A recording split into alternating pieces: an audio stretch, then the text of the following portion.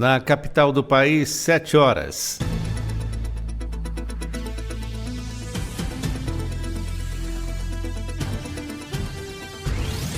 A Rádio Justiça apresenta Revista Justiça. Olá, muito bom dia. Hoje é terça-feira, dia 18 de fevereiro de 2025. Eu sou Sérgio Duarte e você acompanha agora o Revista Justiça até às 9 horas da manhã. Com os trabalhos técnicos de Washington Rodrigues, vamos saber os destaques do programa de hoje. Revista Justiça. A primeira hora do Revista Justiça é sempre dedicada às notícias do Poder Judiciário e às 7h45 teremos a participação do Dr. Roberto Liviano no quadro Ética e Justiça. Dr. Roberto Liviano, ele que é procurador de Justiça no estado de São Paulo, doutor em Direito Penal e presidente do Instituto Não Aceito Corrupção. Hoje ele vai analisar a decisão de Donald Trump, que suspendeu a Lei Anticorrupção de 1977, enfraquecendo o combate global à corrupção. Às 8 horas vamos ter outra entrevista a respeito de uma decisão da 11ª Câmara do Tribunal Regional do Trabalho da 15ª Região, que manteve justa causa aplicada a um trabalhador de empresa de tratamento e distribuição de água após o homem causar acidente de trânsito enquanto atendia uma chamada de celular ao dirigir. Sobre essa decisão da Justiça, nós vamos conversar com a advogada especialista em direito trabalhista, Daniele Cuninari.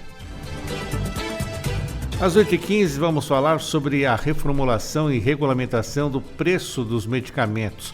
O governo pretende fazer isso, e isso trata da fixação dos preços para medicamentos que chegam ao mercado brasileiro. O modelo atual é considerado defasado e a modernização do marco legal de preços desses medicamentos entrou na lista de 25 medidas da Agenda Econômica para o biênio 2025-2026, apresentada pelo ministro da Fazenda, Fernando Haddad. Sobre o assunto, nós vamos conversar com o advogado. Ele é especializado em Direito Administrativo e mestre em Direito Constitucional, Igor Luna. E às 8h30 tem o nosso debate. Hoje é o Dia Nacional de Combate ao Alcoolismo e vamos tratar desse tema dentro do ambiente de trabalho. Vamos discutir aqui os impactos do uso abusivo do álcool no ambiente de trabalho, incluindo demissão por justa causa ou até rescisão sem penalidade. Também trataremos do papel das empresas na prevenção e na reabilitação, além de normas de segurança e políticas internas sobre o consumo de álcool. Estaremos recebendo aqui em nossos estúdios a advogada trabalhista sindical, conselheira de direitos humanos do DF, Carol Sena, e a advogada palestrante e consultora especialista em temas de assédio, discriminação, gênero e saúde mental do trabalho, Eliane Cesário. O Revista Justiça conta com a sua participação pelo WhatsApp 61 999758140 e você também pode nos acompanhar em áudio lá no Tanin ou no radios.com.br, fazendo a busca Rádio Justiça FM. E também pode nos assistir aqui no canal 1.3 da TV Digital do Distrito Federal, além do FM 104,7 também aqui no Distrito Federal e em torno. Tem também o aplicativo TV Justiça Mais, onde você pode nos acompanhar também e pelo YouTube. Coloque lá Rádio Justiça ao vivo. Agora 7h05. Confira agora no Revista Justiça os destaques do portal de notícias do Supremo Tribunal Federal. Vamos agora conferir os destaques do portal no stf.jus.br. STF dá 24 meses para Congresso regulamentar a participação de trabalhadores na gestão de empresas. Decisão unânime do plenário reconhece omissão legislativa em regulamentar mecanismo estabelecido na Constituição.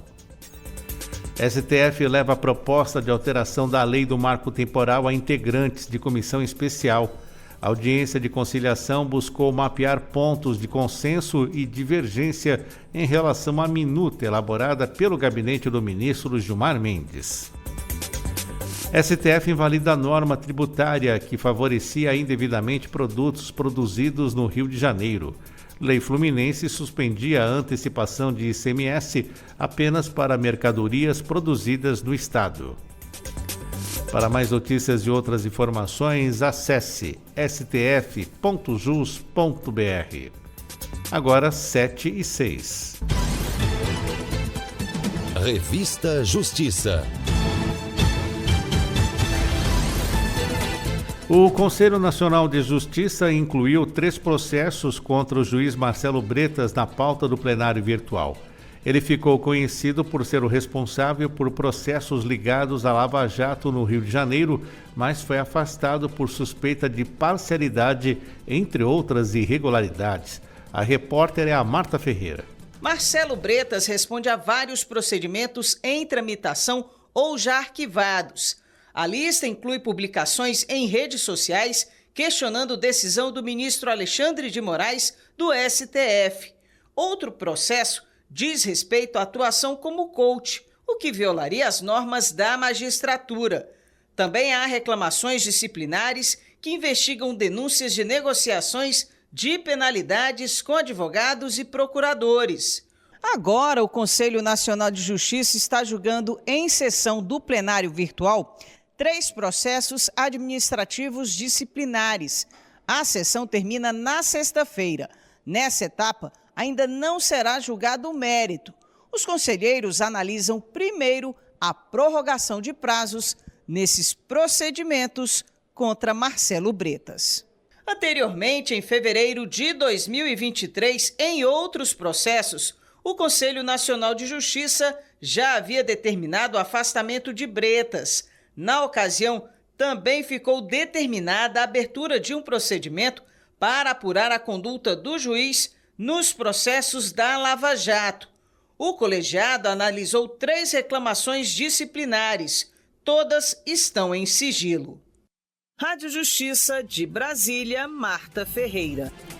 A Procuradoria-Geral da República pediu a condenação de ex-integrantes da cúpula do Distrito Federal por omissão nos atos de 8 de janeiro.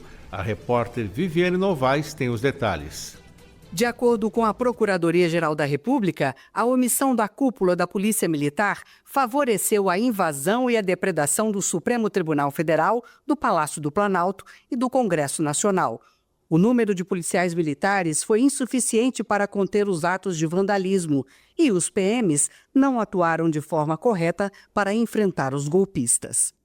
Para o Procurador-Geral da República, Paulo Gonet, o conjunto probatório reunido, especialmente os diversos diálogos, relatórios, imagens, depoimentos, documentos e alertas, indica com elevado grau de profundidade a ciência prévia dos denunciados sobre o caráter violento dos anunciados atos antidemocráticos de 8 de janeiro. A PGR pede a condenação dos ex-comandantes Fábio Vieira, Clepter Gonçalves e Jorge Eduardo Barreto, dos coronéis Paulo José Bezerra e Marcelo Rodrigues, do major Flávio Silvestre de Alencar e do tenente Rafael Martins. Os crimes seriam de tentativa de abolição violenta do Estado Democrático de Direito, golpe de Estado, dano qualificado pela violência e grave ameaça contra o patrimônio da União, deterioração do patrimônio tombado, violação de deveres previstos na Lei Orgânica da Polícia Militar do Distrito Federal e violação do dever contratual. Além da condenação por esses crimes, o procurador Paulo Gonet pede a perda das funções ou cargos eventualmente ocupados pelos denunciados. Rádio Justiça de Brasília, Viviane Novaes. Em sessão virtual, o Supremo Tribunal Federal mantém decisão que descriminalizou o porte de maconha para uso pessoal e fixou a quantidade de 40 gramas para diferenciar usuários de traficantes. O plenário rejeitou os recursos apresentados pela Defensoria Pública e pelo Ministério Público de São Paulo para esclarecer o resultado do julgamento, que foi finalizado em junho do ano passado. Marcelo Della Libera. Os pedidos de esclarecimento da decisão foram examinados, mas por unanimidade, os ministros do Supremo Tribunal Federal seguiram o voto do relator ministro Gilmar Mendes, que votou pela rejeição dos recursos por entender não haver nenhum ponto para esclarecer. A decisão do Supremo não legaliza o porte de maconha. O porte para uso pessoal continua como comportamento ilícito. Em julho do ano passado, o Supremo Tribunal Federal julgou a constitucionalidade do artigo 28 da Lei de Drogas. Para diferenciar usuários e traficantes, a norma prevê penas alternativas de prestação de serviços à comunidade, advertências sobre os efeitos das drogas e comparecimento obrigatório a curso educativo. A Corte manteve a validade da norma, mas entendeu que são administrativas as consequências do porte para uso pessoal, deixando de valer a possibilidade de cumprimento de prestação de serviços comunitários. A advertência e presença obrigatória em curso educativo foram mantidas e deverão ser aplicadas pela Justiça em procedimentos administrativos sem repercussão penal. Pela decisão, a posse e o porte de até 6 plantas fêmeas de maconha também não produz consequências penais. De todo modo, o usuário ainda pode ser considerado traficante, mesmo com quantidades pequenas de maconha, se as autoridades policiais ou judiciais encontrarem indícios de comercialização da droga, como balanças e anotações contábeis. Rádio Justiça de Brasília, Marcelo de la Libera. Justiça do Rio de Janeiro determina mais uma vez que o cantor Eduardo Costa cumpra a pena de prestação de serviços comunitários por ter postado mensagens ofensivas contra a apresentadora Fernanda Lima. Segundo o processo, em 2018, após a exibição de um programa da TV Globo, em que Fernanda Lima era apresentadora e que o cantor Eduardo Costa era uma das atrações, ele publicou várias mensagens dizendo que ela era imbecil e que liderava um programa esquerdista destinado a bandidos. O cantor também pediu aos mais de 6 milhões de seguidores dele que cancelassem a apresentadora. O cantor Eduardo Costa foi condenado à pena inicial de 8 meses de prisão em regime aberto e 26 dias multa, pena que foi substituída pela prestação de serviços comunitários no mesmo período. Mas o cantor não cumpriu a sentença e, por isso, o Ministério Público requereu a conversão da pena em privativa de liberdade. Porém, ao julgar o caso, a magistrada do 4º Juizado Especial Criminal do Leblon, na zona sul do Rio de Janeiro, decidiu dar uma nova oportunidade para que o cantor inicie a execução da pena de forma definitiva. Agora, Eduardo Costa terá de escolher uma instituição para cumprir a pena de serviços comunitários. Rádio Justiça, de Brasília, Fernanda Porto. Condomínio deve indenizar moradores com nanismo por falta de acessibilidade no descarte de lixo. Acompanhe essa informação agora com o repórter Marcelo de la Libera. A Justiça determinou que um condomínio em Campinas, no interior de São Paulo, indenize 2 moradores com nanismo em R$10 mil por dificuldades no descarte de lixo. Durante a pandemia, o condomínio passou a exigir que o lixo fosse descartado em uma caçamba na rua. Sem conseguir alcançar o local, os moradores precisavam da ajuda de terceiros. Após negociações, a síndica disponibilizou um cesto dentro do condomínio, mas que foi removido depois. Para a desembargadora relatora do caso, a falta de acessibilidade causou grande impacto psicológico e feriu os direitos garantidos pelo Estatuto da Pessoa com Deficiência. Segundo ela, a omissão do condomínio afetou a dignidade dos moradores, os impedindo de realizar tarefas básicas do dia a dia. Suelen Moreira, que tem nanismo, ressalta que a falta de acessibilidade ainda é um desafio em muitos espaços públicos e comerciais. Ela destaca a importância de adaptações para garantir inclusão e autonomia no dia a dia e faz um chamado por mais respeito e menos preconceito. Que as pessoas tenham vontade de conhecer sobre o nanismo, que entendam, porque a falta de conhecimento gera preconceito. E, infelizmente, hoje nós ainda sofremos muito com o preconceito. Pessoas com nanismo são capazes de realizar todas as tarefas na sua vida, no dia a dia, como uma pessoa de estatura normal.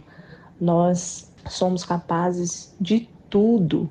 Nós não nos limitamos por causa da nossa deficiência. Emerson Damasceno, presidente da Comissão de Defesa da Pessoa com Deficiência, da OAB Ceará, aponta que, apesar de ainda não existir lei específica, as pessoas com nanismo estão protegidas por outras normas. Elas estão, sim, também protegidas pela Lei Brasileira de Inclusão, que é a Lei Federal 13.146/2015, pela própria Convenção Internacional da ONU, que trata dos direitos da pessoa com deficiência, que foi o primeiro tratado internacional ao nível de emenda constitucional em nosso ordenamento jurídico.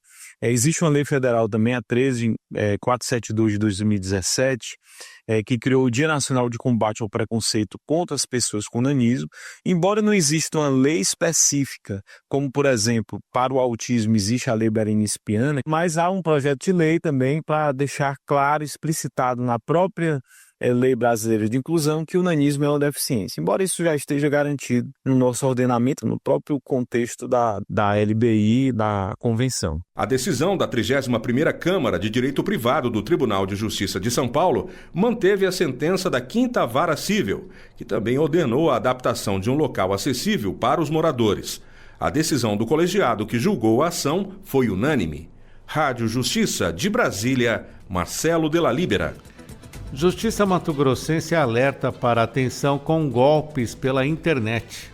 Uma mulher que caiu em um golpe ao tentar comprar um carro em um site de leilões não conseguiu recuperar o dinheiro. Ela pagou R$ 66.700, mas só depois percebeu que fez a transferência para uma conta de pessoa física e não para a empresa responsável pelo leilão. 3 dias depois, ela procurou o banco para tentar bloquear a transação, mas o dinheiro já tinha sido sacado pelo golpista. A justiça entendeu que a mulher não tomou os cuidados necessários antes de fazer o pagamento e que o banco não teve culpa no caso. A decisão serve de alerta para todos. Antes de transferir dinheiro, sempre verifique se a conta está no nome correto e desconfie de preços muito baixos. Se suspeitar de fraude, é importante avisar o banco quanto antes para tentar reverter a transação.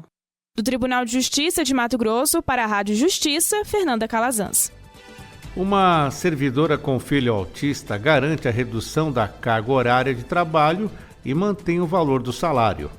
O Tribunal Regional Federal da Primeira Região, em Brasília, manteve a decisão que garante a uma servidora da Universidade de Brasília a redução de sua carga horária de 30 para 20 horas semanais, sem corte no salário. A medida foi concedida porque o filho dela tem transtorno do espectro autista e precisa de acompanhamento contínuo. A desembargadora relatora do caso ressaltou que o Estatuto dos Servidores Públicos permite essa redução para quem tem dependentes com deficiência, desde que comprovado por laudo técnico. A servidora apresentou os documentos necessários, confirmando a necessidade da medida. Por unanimidade, os desembargadores negaram o recurso da Universidade de Brasília e garantiram à servidora o direito de manter o salário integral sem precisar compensar as horas reduzidas. Rádio Justiça, de Brasília, Marcelo de la Libera. Empresas que vendiam óculos falsificados indenizarão detentora da marca. A primeira Câmara de Direito Empresarial do Tribunal de Justiça de São Paulo aumentou a indenização que 2 empresas deverão pagar à detentora de marca após venda indevida de óculos e acessórios falsificados. A reparação por danos morais foi fixada em R$ 10.000, sendo mantida a indenização por danos materiais a ser apurada em fase de liquidação, bem como a obrigação de cessar a exposição e venda dos produtos. O desembargador relator Azuma Nishi destacou que, pela legislação brasileira, o titular faz jus à proteção de sua marca em todo o território nacional, o que engloba o direito de zelar pela integridade material e reputação junto aos clientes. Ao aumentar o valor da indenização para R$ 10.000, o relator ressaltou que o valor arbitrado não é desproporcional nem implicará enriquecimento sem causa, considerada ainda a capacidade econômica das partes. A votação foi unânime. Rádio Justiça de Brasília, Neto Costa. E a Justiça Catarinense condena 5 faccionados por tortura. Réus receberão penas entre 17 e 29 anos e não poderão recorrer em liberdade. A 2ª Vara Criminal da Comarca de Tubarão, no sul de Santa Catarina, condenou 5 integrantes de uma facção criminosa pelos crimes de organização criminosa, extorsão e tortura. A vítima, uma mulher, foi brutalmente torturada e teve 2 dedos amputados como castigo por uma dívida relacionada ao tráfico de drogas. De acordo com o processo, no dia 20 de março de 2023, em Tubarão, a vítima foi flagrada quando traficava drogas a mando de um dos réus e em benefício da facção. A substância foi apreendida pela polícia e, segundo as regras do grupo criminoso, ela passou a dever cerca de R$ 100. Como punição, 3 dos acusados, que seguiam ordens dos outros 2, passaram a ameaçá-la constantemente com exigência do pagamento de R$500. Uma semana depois, os criminosos atraíram a mulher para uma emboscada, sob o pretexto de ajudá-la a quitar a dívida. No entanto, a agrediram com socos e chutes antes de levá-la para outro ponto, onde foi submetida à tortura extrema. 2 dedos foram totalmente amputados e o polegar parcialmente mutilado. A sessão de tortura foi gravada e divulgada nas redes sociais da facção, como forma de intimidação e demonstração de poder dentro do crime organizado. Os 5 réus receberam penas que variam entre 17 e 29 anos de prisão. Além do tempo de reclusão, foram condenados ao pagamento de R$30 mil à vítima, como forma de indenização pelos danos sofridos. Na decisão, o magistrado determinou que todos permanecessem presos e sem direito a recorrer em liberdade. Do Tribunal de Justiça de Santa Catarina, em Florianópolis, Marcelo Fernandes para a Rádio Justiça. O Tribunal de Contas da União acata pedido da Advocacia Geral da União e suspende o bloqueio de recursos do PED-6.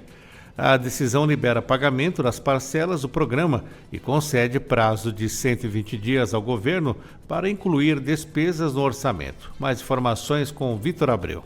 O programa PED-6 oferece bolsas para estudantes do ensino médio da rede pública, incluídos no Cadastro Único para Programas Sociais do governo federal. A ideia é ajudar com as dificuldades financeiras que muitas vezes levam ao abandono escolar, além de promover a inclusão social por meio da educação e de incentivos financeiros. O PED-6 já beneficia cerca de 3 milhões e 900 mil estudantes, com investimento anual de 12 bilhões e meio de reais. Mas em janeiro, o Tribunal de Contas da União impediu, por meio de medida cautelar, o Ministério da Educação de destinar ao financiamento do programa os recursos do Fundo Garantidor de Operações e do Fundo de Garantia de Operações de Crédito Educativo. A AGU entrou com recurso argumentando que o bloqueio das verbas poderia inviabilizar a continuidade do programa social, de fundamental importância para a manutenção de alunos em escolas públicas. Para o governo, o bloqueio cautelar e repentino de mais de 6 bilhões de reais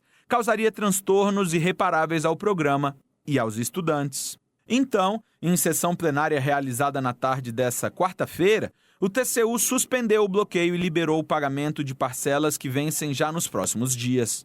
Durante a sessão, os ministros reconheceram que o programa não pode continuar suspenso e prejudicar os beneficiários, mas concedeu ao governo federal o prazo de 120 dias para regularizar o programa e inserir os gastos no orçamento de 2025, que ainda está em tramitação no Congresso. A falta de previsão, segundo o TCU, afronta os princípios legais que regem as contas públicas. O advogado-geral da União, Jorge Messias, agradeceu aos ministros do TCU pela sensibilidade quanto ao tema e disse acreditar que o diálogo com a Corte de Contas e o Congresso Nacional resulta sempre em melhores soluções para a sociedade brasileira. Da AGU, Vitor Abreu. Agora, 7h24. O Judiciário Catarinense divulga resultado definitivo da prova discursiva para a carreira da magistratura. Marcelo Fernandes.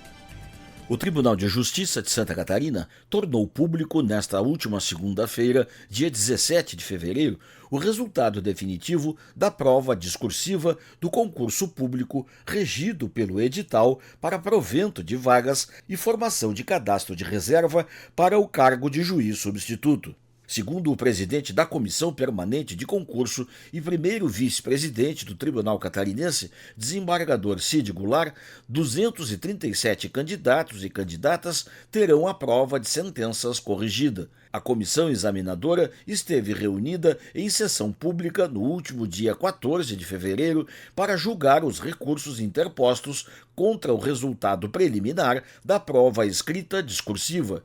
Foram julgados 447 recursos de 156 candidatos e candidatas, distribuídos desidentificada e alternadamente por sorteio entre os 11 membros da comissão examinadora aptos a recebê-los. Dos 468 candidatos e candidatas habilitados para esta fase, somente 237 atingiram nota igual ou superior a 6 pontos na prova discursiva e, por isso, terão a prova prática de sentenças criminal e civil corrigida. Já os candidatos considerados reprovados nesta etapa deverão verificar seu desempenho por meio do link individual de consulta disponibilizado no endereço eletrônico do Tribunal Catarinense. O concurso público prevê o provimento de 20 vagas para o cargo de juiz substituto e formação de cadastro de reserva. O prazo de validade do certame é de 2 anos, prorrogável uma vez por igual período a partir da data da publicação da homologação do resultado. São 14 vagas para ampla concorrência, 1 vaga para pessoa com deficiência, 4 vagas para negros, pretos e pardos e 1 vaga para indígenas. Do Tribunal de Justiça de Santa Catarina, em Florianópolis, Marcelo Fernandes para a Rádio Justiça. Agora, 7h26, afastamento de desembargadora e juíza do Tribunal de Justiça da Bahia é prorrogado por mais um ano. Vamos saber este e outros destaques agora no Giro do Superior Tribunal de Justiça, com a apresentação do Tiago Omid. A Corte Especial do Superior Tribunal de Justiça prorrogou por mais um ano o afastamento cautelar da desembargadora Maria do Socorro Barreto Santiago e da juíza Marivalda Almeida Moutinho, ambas do Tribunal de Justiça da Bahia. As magistradas são investigadas no âmbito da Operação Faroeste, que apura esquema de venda de decisões judiciais relacionadas a disputas de terras na região oeste da Bahia. O relator da ação penal, o ministro Og Fernandes, lembrou que o afastamento das magistradas já havia sido prorrogado em fevereiro de 2024. No entanto, segundo o ministro, persistem os motivos que deram causa à cautelar de afastamento. Ao justificar a medida, o relator citou a complexidade imposta pela natureza dos crimes apurados e pela quantidade de acusados, que são 15 no total, entre os quais desembargadores, juízes, servidores públicos, advogados e empresários. O ministro Og Fernandes também pontuou que a ação penal vem avançando de forma regular e está atualmente em fase de elaboração de estudos periciais determinados a partir de pedidos complementares de produção de prova feitos pelas defesas. A terceira turma do Superior Tribunal de Justiça decidiu que fiadores podem ser incluídos no cumprimento de sentença de uma ação renovatória de locação comercial, mesmo que não tenham participado da fase de conhecimento do processo, caso o locatário não pague as obrigações do contrato renovado. A decisão foi tomada após um caso em que o locatário descumpriu um acordo sobre aluguéis. O locador pediu a penhora dos bens dos fiadores, mas o pedido foi negado pelas instâncias inferiores, pois eles não haviam participado da ação inicial. No STJ, o locador argumentou que a simples aceitação dos novos encargos pelos fiadores já os tornava responsáveis pelo pagamento das diferenças de aluguel. O colegiado da terceira turma deu parcial provimento ao recurso. A relatora, ministra Nancy Andrighi, explicou que, em geral, não é possível alterar o polo passivo na fase de cumprimento de sentença, pois isso violaria os direitos ao contraditório e à ampla defesa. No entanto, ela destacou uma exceção na lei do inquilinato que exige a anuência dos fiadores na renovação contratual. Por isso, o colegiado entendeu que os fiadores podem ser incluídos no cumprimento de sentença desde que tenham concordado com os encargos do contrato renovado. No entanto, a relatora ressaltou que, mesmo com essa anuência, os fiadores devem ser citados para garantir o direito de defesa antes de qualquer penhora dos bens. A primeira sessão do Superior Tribunal de Justiça vai analisar sob o rito dos recursos repetitivos 2 recursos sobre a possibilidade de superar a súmula 343 do Supremo Tribunal Federal, autorizando a ação rescisória com base em violação de lei, quando já houve a compensação de reajuste de 28,86% sobre a restituição adicional variável dos servidores, de acordo com a Lei 8.627 de 1993. A questão está cadastrada como tema 1299. O colegiado decidiu suspender a tramitação de processos que discutam o mesmo assunto em todo o país. A relatora, ministra Regina Helena Costa, destacou a relevância do tema e a necessidade de de um entendimento único para garantir a segurança jurídica e a economia de tempo nos tribunais. A sistemática de julgamento repetitivo facilita a solução de casos semelhantes, evitando decisões divergentes. A decisão também permite maior previsibilidade e clareza nas decisões sobre o assunto. E esse foi o Notícias do STJ de hoje. Para ouvir mais, acesse o Spotify ou o SoundCloud do STJ. Tchau, tchau. Agora, 7h30. Previsão do tempo no Brasil. Hora de saber como fica o tempo. Vamos até o Instituto Nacional de Meteorologia conversar com a Deise Moraes. Bom dia, Deise. Bom dia, Sérgio. Bom dia a todos da Rádio Justiça. Deise, conta pra gente como vai ser o tempo hoje, nesta terça-feira aqui no DF. Sérgio, o sol já brilha, né? Bastante calor já agora só pelas primeiras horas da manhã, apesar da mínima hoje ter sido 13 graus em Águas Emendadas, a máxima hoje deve chegar aos 33 graus e a umidade ficando aí em torno dos 25%. Então, bastante calor no decorrer do dia de hoje e sem chances de chuva. Pois é, a chuva está longe, né? Pelo jeito, qual a previsão de quando ela chega? Olha, Sérgio, a gente, pelo menos para hoje e amanhã, tem essa condição de ficar um tempo assim mais ensolarado, né, e quente, mas ali pelo próximo já do final de semana a gente já tem aí uma condição com algumas pancadas de chuva. E o restante do país, tanto se fala das ondas de calor, e como é que está a previsão do INMET para o calorão em todo o país? A gente tem ali no sudeste, no sudeste, as máximas hoje chegando novamente aí mais de 40 graus, porque também poucas chances de chuva por lá, principalmente em Minas Gerais, Rio de Janeiro, né, bastante calor hoje ainda, chegando aí nessa marca de 40 graus, Espírito Santo também com o tempo mais aberto e calor, assim também como no interior ali da região Nordeste. Então nessas áreas chove menos, né, poucas chances de chuva e com isso o calor aumenta. As chuvas ficam mais concentradas ali mais na região norte, como já vem ocorrendo, né? Tem já bastante estabilidade por lá, bastante chuva ali no Amazonas, em Roraima, Rondônia também. Pode ocorrer algumas chuvas aí no período da tarde e noite, intensificar essas instabilidades assim também como no Pará, no Amapá, no norte do Maranhão, a gente já tem também chuva ali no centro do Piauí.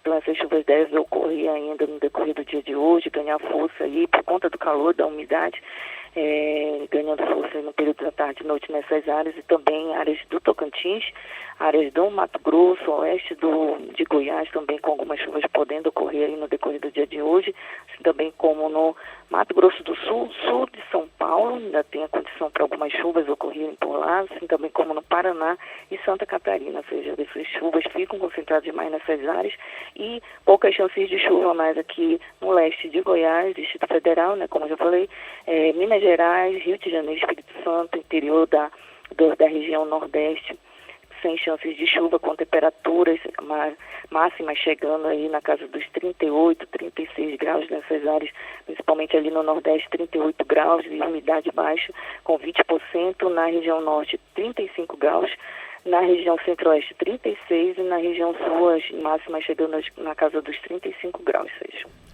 E ontem, como foram os recordes de temperatura, hein, Deise? Onde foi o lugar mais quente do país?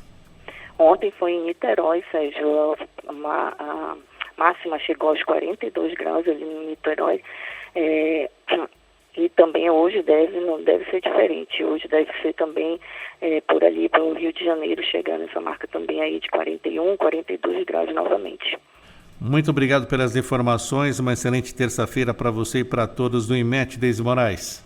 Obrigada, Sérgio, a todos da rádio também. Muito obrigado, agora 7h35. Manchetes do dia. Vamos saber as manchetes de capa dos principais jornais do país. Correio Brasiliense, GDF ampliará a biometria para frear a ação dos valeiros, que são aquelas pessoas que oferecem passagens mais baratas na rodoviária do plano piloto, entregam para você um cartão de uma outra pessoa e depois recebe esse cartão de volta pela janela do coletivo.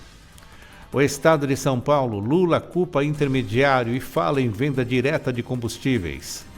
Folha de São Paulo. Calor intenso leva Rio a emitir alerta inédito e São Paulo bate recorde de verão.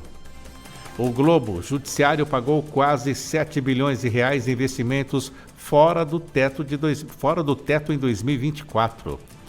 Diário do Nordeste. Estudo aponta violência política de gênero no Ceará. Estado de Minas. BH tem escalada na ação de ladrões de carros. Jornal do Comércio. Pernambuco assina contrato para instalar 2.000 câmeras de segurança. À tarde, Feirão Limpa Nome oferece auxílio dívida de até R$ 100. 0 hora, em alerta contra a Rússia, líderes europeus defendem alta no gasto militar. E o portal Valor Econômico. Consumo começa ano mais fraco e indústria tenta repassar preços. Lojas têm recebido sondagens dos fabricantes de itens básicos para reajustes. Agora 7h36. Revista Justiça. 7h36. Plano Pena Justa prevê mais de 300 metas para levar dignidade a presos e presas no país. Pelo menos 15 estados têm até o dia 25 de fevereiro para formalizarem a criação de comitês de políticas penais. Os comitês são previstos no Plano Pena Justa e são espaços de governança que reúnem atores ligados à pauta criminal, a exemplo de representantes do Judiciário, Executivo e participantes de movimentos ou organizações ligadas à questão penal. Essas estruturas estão presentes atualmente em 11 estados. O prazo foi estabelecido pelo STF. A criação e desenvolvimento dos comitês vem sendo estimulada pelo CNJ e pelo Ministério da Justiça e Segurança Pública. A principal ferramenta de apoio para a criação dos comitês é o Guia Prático de Implantação dos Comitês de Políticas Penais, publicado pelo CNJ em 2022. Os comitês de políticas penais partem do princípio de que o ato da responsabilização é complexo e demanda um olhar atento para todas as fases do ciclo penal, desde a porta de entrada até a porta de saída. O objetivo é favorecer a convergência de esforços e investimentos para implementar, acompanhar e aprimorar serviços penais, agora previstos na matriz do Plano Pena Justa. Exemplos dessas políticas são as centrais de regulação de vagas, os serviços de atendimento à pessoa custodiada e os escritórios sociais para atenção às pessoas egressas do sistema penal. Rádio Justiça de Brasília, Neto Costa. Justiça de Mato Grosso anula multa por fidelidade de operadora de telefonia.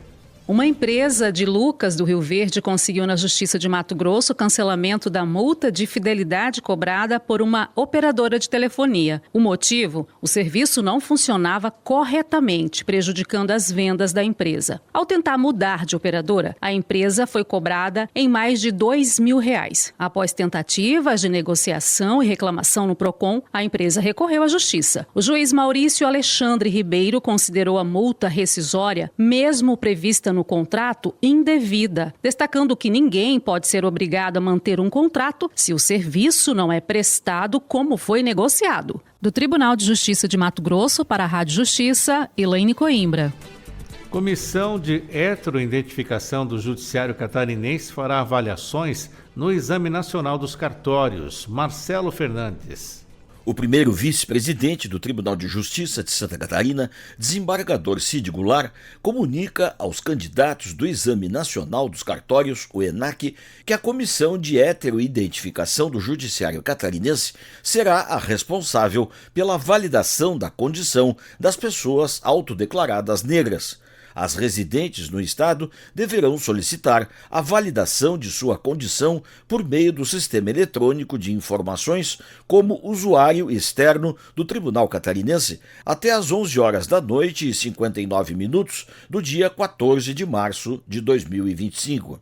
Importante anotar que a ativação do cadastro não é imediata. O candidato deverá aguardar o retorno do suporte do sistema exclusivamente por e-mail, sinalizando a liberação de acesso.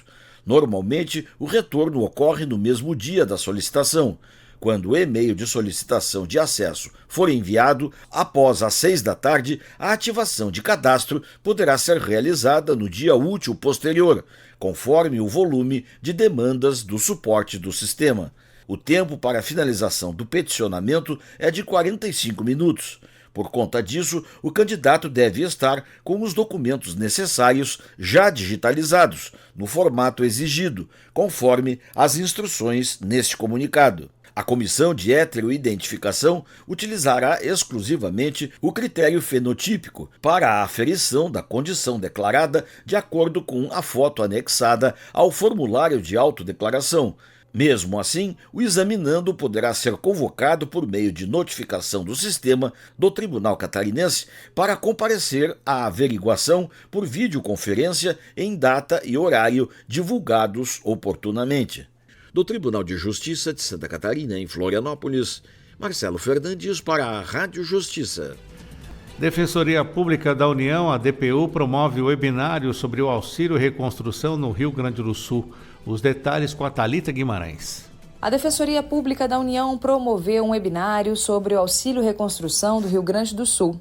O evento foi transmitido pelo canal da Escola Nacional da DPU no YouTube e está disponível por lá. O evento teve como objetivo promover soluções de atuação extrajudicial para a população do Estado, esclarecendo seus direitos em relação ao auxílio reconstrução. Em resposta aos danos causados pelas fortes chuvas e desastres naturais que afetaram mais de 400 municípios do Estado no ano passado, a DPU instituiu em 2025 o Núcleo Extraordinário. Esse auxílio reconstrução é um benefício pago em uma única parcela pelo governo federal às famílias desalojadas ou desabrigadas no Estado, e o valor do auxílio é de R$ 5.100. Durante o evento, os palestrantes destacaram a criação do programa Caravana de Direitos na Reconstrução do Rio Grande do Sul, em parceria com outras instituições, além da realização de audiências públicas em 14 municípios para levar educação em direitos para os cidadãos.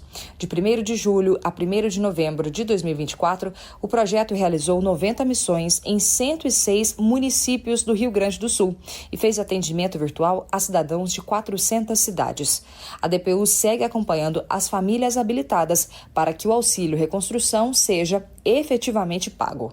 Da Defensoria Pública da União, Thalita Guimarães. Casal é condenado por submeter empregada doméstica à condição análoga de escravo. A Justiça Federal condenou um casal a 2 anos de prisão por manter uma empregada doméstica em condições análogas à escravidão por mais de 30 anos em São Paulo. A vítima trabalhava sem salário, férias ou folgas, recebendo apenas moradia e alimentação, mesmo após um acordo com o Ministério Público do Trabalho, em 2014. Para regularizar a situação, os patrões não cumpriram o compromisso. Em 2022, a mulher buscou ajuda de um serviço social e relatou maus tratos, o que levou ao resgate dela. O casal havia sido absolvido na primeira instância, mas o Ministério Público Federal recorreu e o Tribunal Regional Federal da Terceira Região, em São Paulo, reconheceu o vínculo empregatício e a exploração do trabalho. A pena foi convertida em restrição de direitos e pagamento de multa. Rádio Justiça de Brasília, Marcelo de la Libera. 7h44, vamos fazer um rápido intervalo. Na volta tem o quadro Ética e Justiça. Já vamos conversar com o Dr. Roberto Liviero. Não saia daí.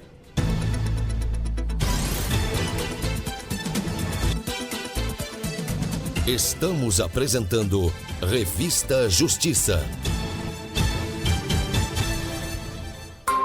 Agora você pode acompanhar a programação da Rádio Justiça também no canal 1.3 em TV aberta para o Distrito Federal.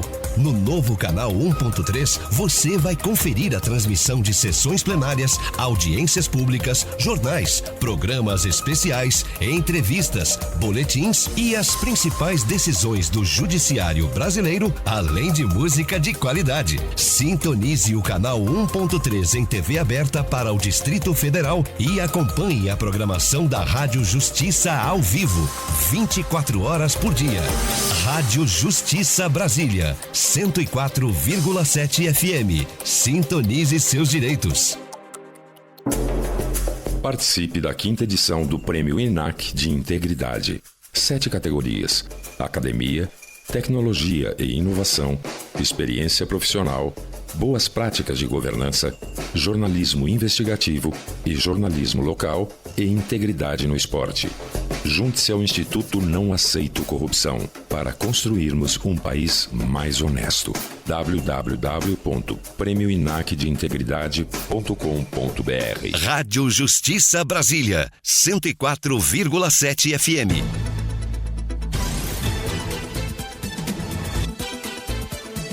Voltamos a apresentar Revista Justiça. E estamos de volta com Revista Justiça 745. A partir de agora, no Revista Justiça, Ética e Justiça. Com a participação do Procurador de Justiça no Estado de São Paulo, doutor em Direito Penal, presidente do Instituto Não Aceito Corrupção. Bom dia, doutor Roberto Liviano. Bom dia, Sérgio. Bom dia a todos e todas que nos acompanham às terças aqui pela nossa querida Rádio Justiça. Dr. Roberto, o presidente dos Estados Unidos, Donald Trump, ele assinou recentemente uma ordem executiva para limitar as investigações sobre empresas americanas acusadas de corrupção no exterior, com o argumento de que essa restrição coloca as empresas americanas em desvantagens. Estamos falando de uma lei desde 1977, Dr. Roberto. E o que isso significa? Sérgio, eu penso o seguinte: nós precisamos levar em conta que vivemos no Brasil, nos Estados Unidos, nas democracias ocidentais, nós vivemos nos países em que há limites ao exercício do poder. E vivemos nesses países dentro da lógica em que temos poder executivo, poder legislativo, poder judiciário. O presidente Donald Trump foi eleito pelo povo dos Estados Unidos para governar dentro dos limites da lei. É natural que ele agora seja detentor de muito poder. Os Estados Unidos é uma nação poderosíssima, muitos afirmam que é a nação mais poderosa do planeta, ainda que essa relação de poder tenha se modificado ao longo do tempo. Hoje nós temos muitas outras nações muito poderosas, além da Rússia, a China e muitas outras nações que se fortaleceram ao longo do tempo, mas esses poderes, eles não são ilimitados. O exercício do executivo, ele não pode acontecer sem limites. O uso do decreto, que é uma prerrogativa do poder executivo, ele não pode ocorrer de maneira ilimitada, de maneira arbitrária, de maneira abusiva. E, infelizmente, o que se tem verificado no início do mandato, desse segundo mandato do presidente dos Estados Unidos, e espera-se que respeite a quarta emenda americana, que limita o exercício do poder a 2 mandatos, e não pode haver nenhum outro mandato ao longo da vida de nenhum presidente. Ele só tem direito a 2 mandatos em toda a sua vida, sem consecutividade ou não há direito a outro mandato em nenhum outro momento, consecutivamente ou não consecutivamente. Mas o fato é que o decreto, ele é um instrumento também de uso contido. O decreto se usa para regulamentar leis. O decreto não é um coringa que você pode, com ele, fazer o que bem quiser. O decreto não pode ser utilizado, por exemplo, para tornar sem efeito uma lei. Isso não existe. O decreto é um instrumento, Sérgio, que se utiliza para regulamentar uma lei. Por quê? Porque uma lei, ela é fruto de uma deliberação de um outro poder, poder legislativo. No legislativo estão lá os deputados federais, os senadores, eleitos pelo povo, para cumprir um outro papel constitucional de debater projetos e elaborar leis, que são regras de comportamento para a sociedade, estabelecendo limites.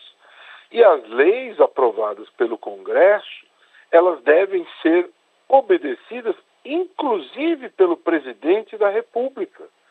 É inadmissível que nós tenhamos, por parte do presidente da República, um comportamento deste, no sentido de simplesmente suprimir, suspender, desrespeitar, tornar sem efeito as leis através de decretos.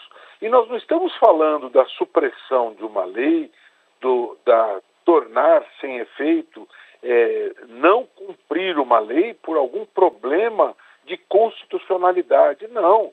Nós estamos falando de negar valor a uma lei por vontade do chefe do Poder Executivo. Há poucos dias, um outro exemplo diz respeito à questão da cidadania. O presidente Donald Trump simplesmente, por decreto, negou o direito à cidadania a cidadãos nascidos nos Estados Unidos, contrariando um direito de cidadania de séculos. Filhos de imigrantes têm direito há séculos à cidadania americana, o ius soli. E ele simplesmente, por decreto, determinou que esse direito humano fundamental não mais existiria.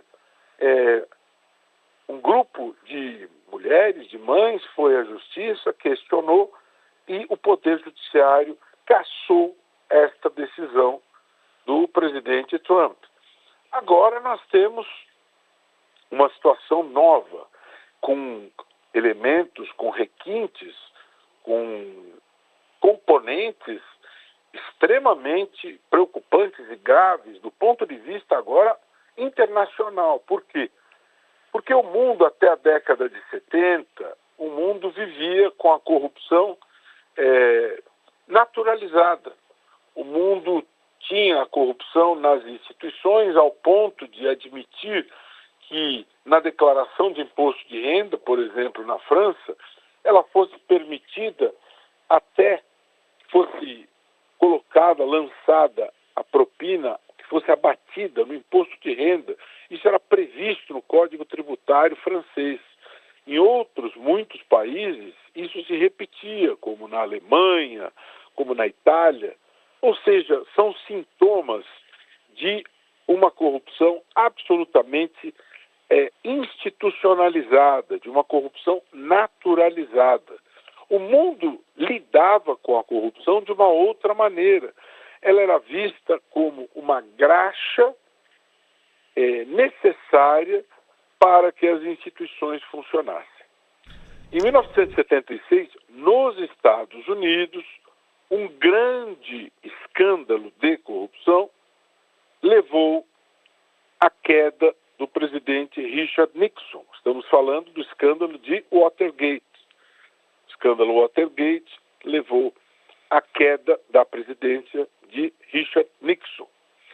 E, a partir daquele momento, houve um reposicionamento, um turning point, não só nos Estados Unidos, mas esse turning point ele foi relevante para o mundo e ficou um legado para o mundo, a chamada FCPA, uma lei que pune a corrupção no âmbito internacional, um sistema protetivo da integridade das empresas no âmbito internacional. O mundo começou a ter consciência sobre a importância de se ter esse sistema de punição à corrupção, de proteger a integridade no mundo corporativo, no mundo empresarial.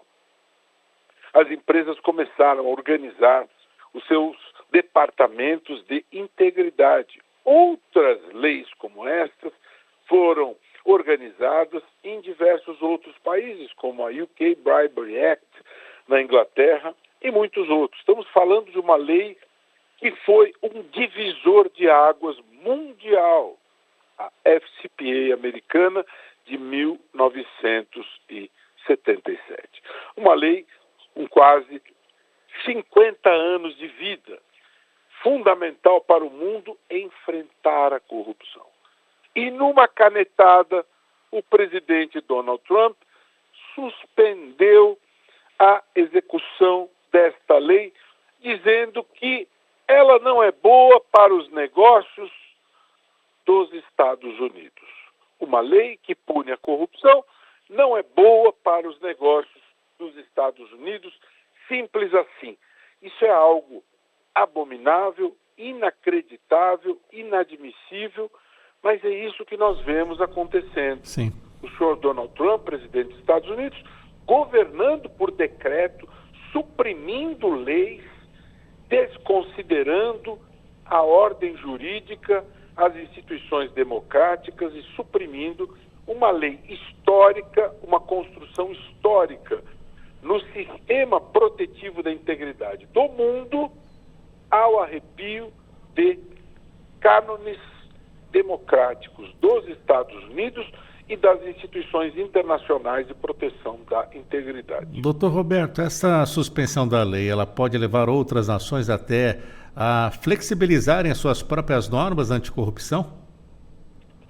Olha, infelizmente, Sérgio, é difícil prever quais serão os desdobramentos desta medida, né?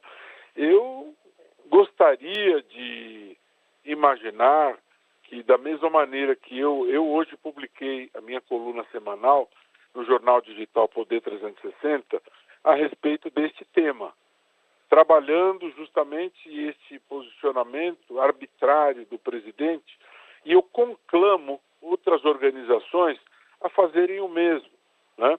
Eu não conheço com profundidade o direito estadunidense, não tenho condições, não tenho elementos categóricos para afirmar como que o direito americano lida com isso, mas eu intuo que esta decisão do presidente é afrontosa à ordem jurídica, porque me parece que não é plausível que por decreto se possa sustar esta decisão legítima do Congresso americano. Não me parece plausível. Então, eu como cidadão, Sérgio, eu espero que haja um caminho para um questionamento desse decreto por meio do Poder Judiciário, né?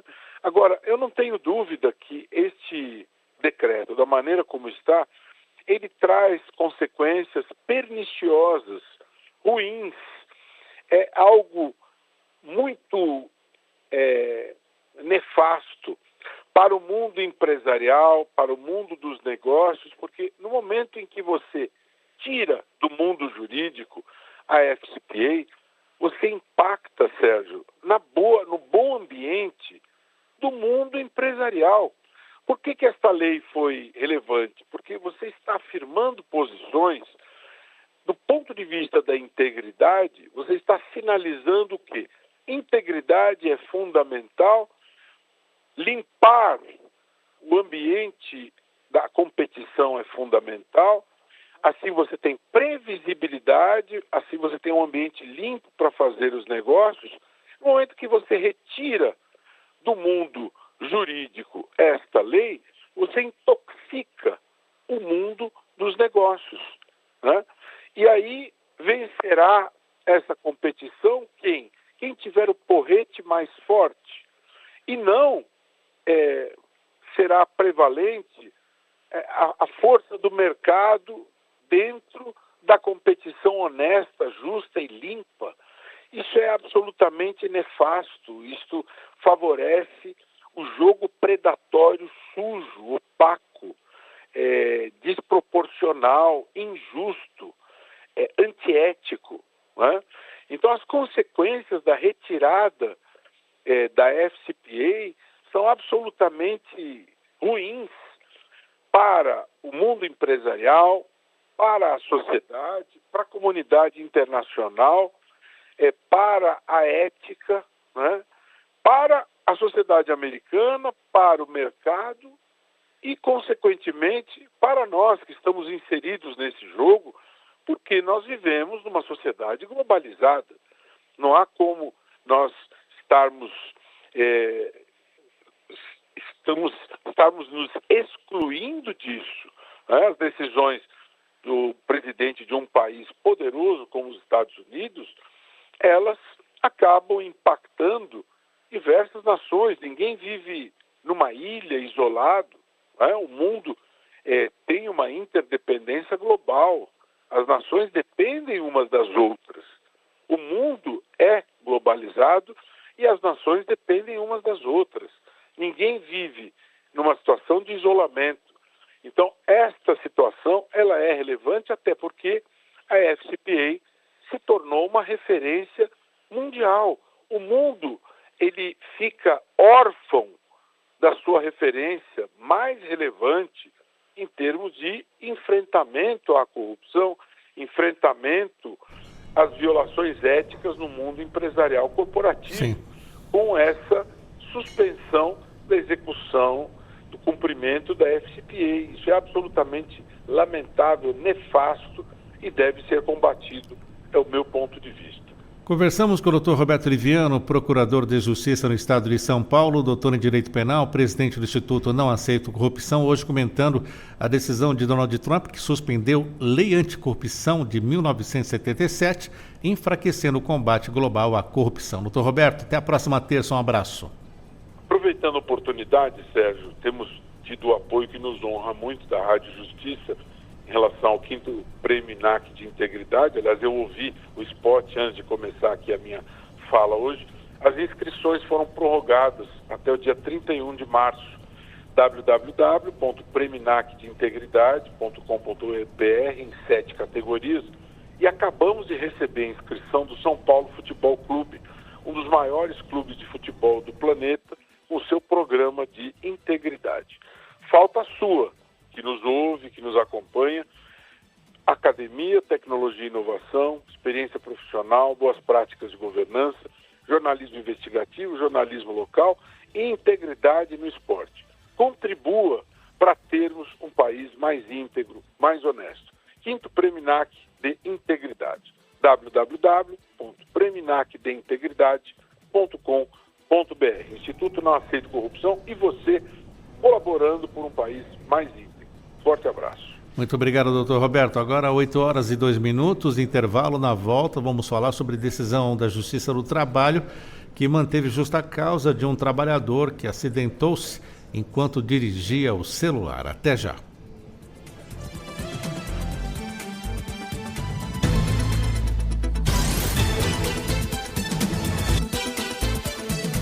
Estamos apresentando Revista Justiça.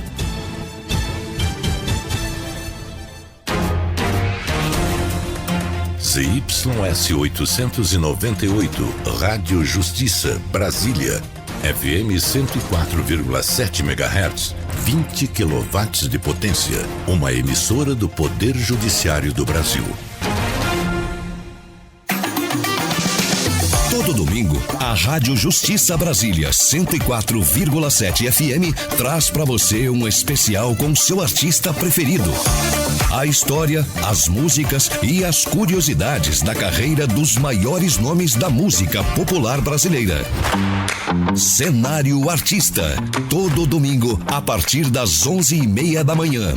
Rádio Justiça Brasília 104,7 FM. Sintonize a boa música. Sintonize seus direitos.